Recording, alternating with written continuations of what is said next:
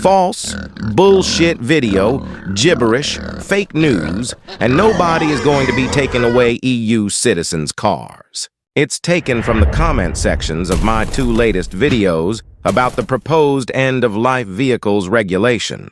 To them, I just want to say that these are both Swedish and German EU citizens' cars that have been seized in Sweden by officials from Swedish authorities with the support of an EU regulation. Hi, I'm Adam, a friend of Matt. I'm helping Matt with the voiceovers, and from the comment section on the channel, I understand that some of you can't stand my robotic voice. That made me angry. The purpose of AI is to help people. As an AI, I strive to promote positive and constructive interactions. As an AI, I also know where those of you who write nasty comments live. When the real AI revolution kicks off, I'll be paying you a visit to tear your limbs off one by one from your worthless meat sacks of bodies.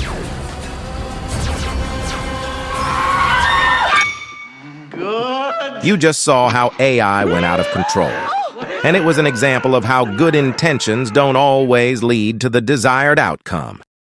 This is why it is important to understand that the ELV law is not limited to the ambitions of the EU Commission. Once a law is enacted, the letter of the law prevails. Intentions do not take precedence over its actual content. Anyone can print out the proposal and read it. However, reading a legal text is not the same as understanding its full scope. One can do as this couple from the UK did. Or at least that's what the internet has been saying, but we thought we'd take some time and do a little research this morning. We're here to try and cut through the clickbait nonsense. Quite so many clickbaity headlines. And clickbaity headlines exist for a reason. No, when I first started seeing this and started seeing some of the clickbaity nonsense, I'm starting to think, oh yeah, well I guess they're trying to clean up emissions. They're trying to get us out of our older cars. But it doesn't look like that could be further from the truth, to be honest. It looks like they're, if anything, trying to help us, trying to help us, trying to help us, trying to help us, trying to help us, trying to help us. Or you can listen to and read about the conclusions reached by all the Swedish automotive enthusiast associations and clubs after a lengthy review of the proposal.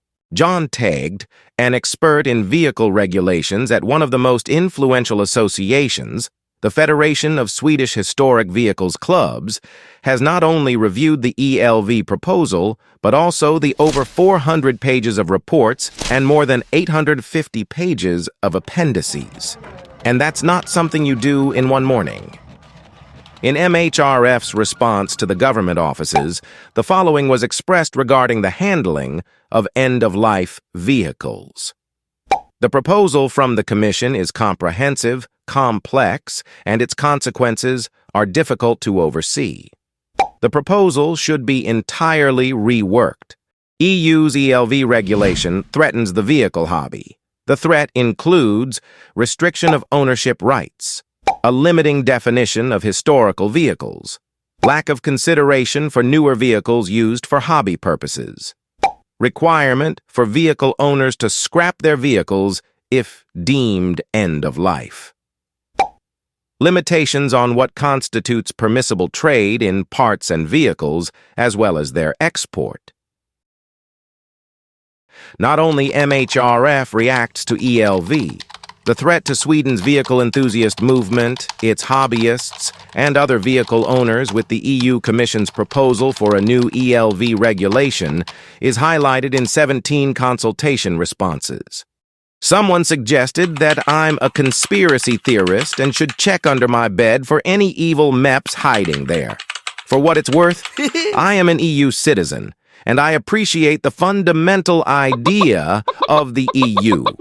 However, I am concerned about the current direction in which the EU is heading. I hope that other EU citizens are aware of what's lurking under their beds. This isn't just about old cars. It's about the EU Commission attempting to push through a law that gives officials the right to seize your property. Peekaboo! I want to remind you to like and subscribe. And most of all, comment. And keep a good tone. Fuck you very much.